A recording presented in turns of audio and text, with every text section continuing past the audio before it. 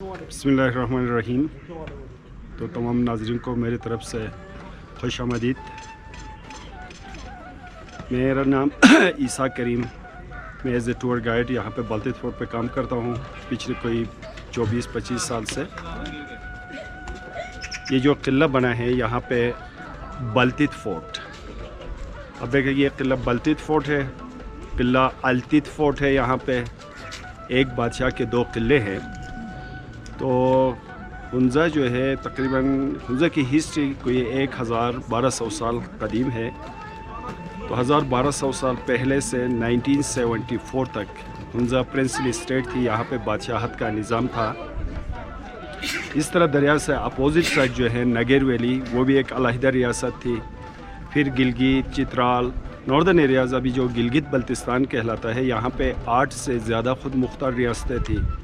तो हर रियासत में बादशाह अपने डिफेंस के लिए किले तामीर करते थे।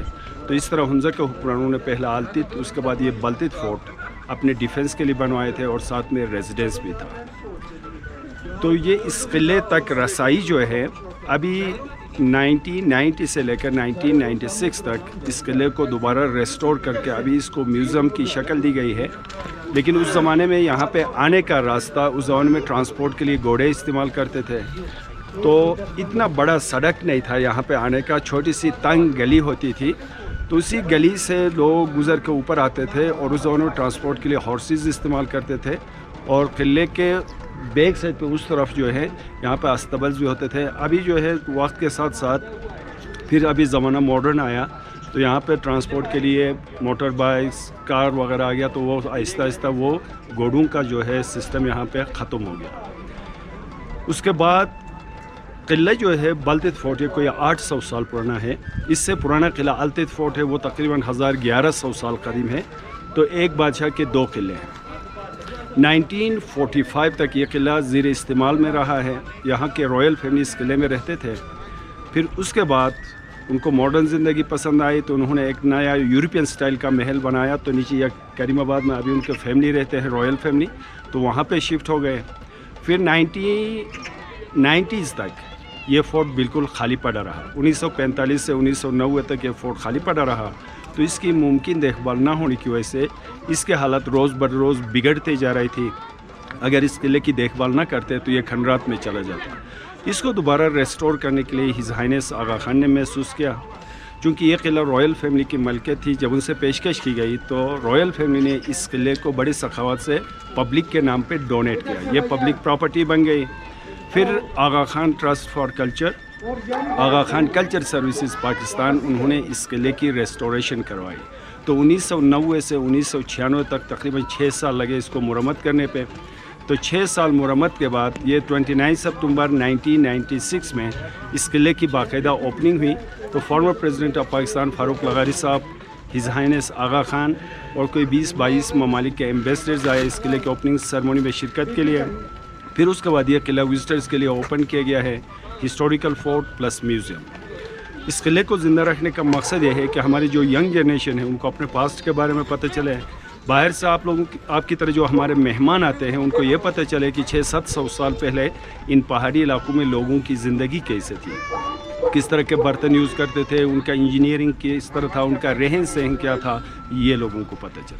तो इस किले के अंदर उस ज़माने के हिसाब से बादशाह के बेडरूम्स हैं, गेस्ट रूम्स हैं, किचन हैं, कैद खाना है, गल्ले के गोदाम्स हैं, उनके रहने के सर्दियों और गर्मियों में रहने के कमरे हैं, अदालत की जगह है जहाँ पे उस ज़माने में फ़ैसले वगैरह करते थे।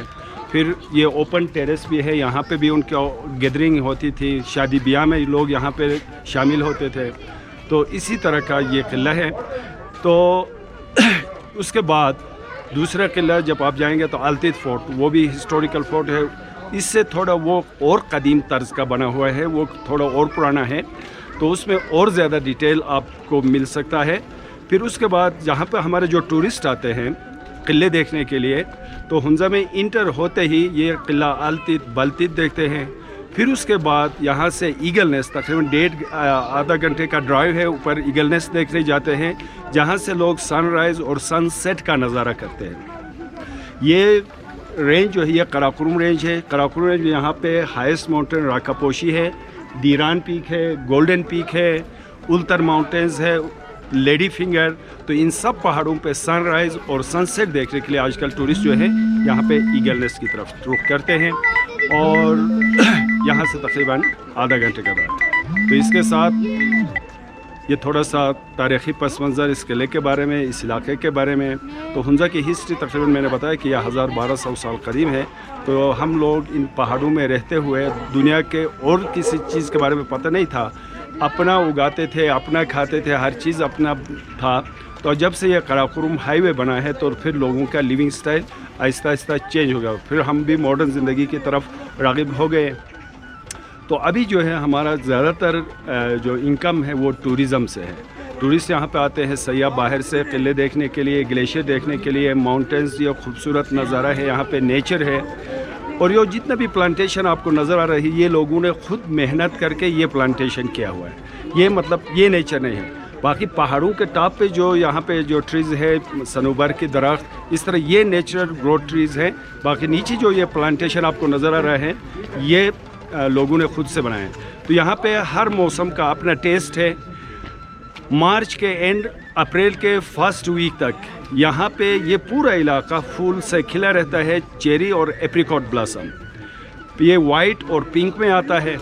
उसके बाद ये जुलाई अगस्त तक ये पूरा इलाका ग्रीन रहता है। फिर अक्टूबर नवंबर के महीने में जब पत्तों के कलर चेंज होते हैं तो गोल्ड में आता है, तो उसकी तरह फिर ये ऑटम यहाँ पे उसका अपना एक टेस्ट है।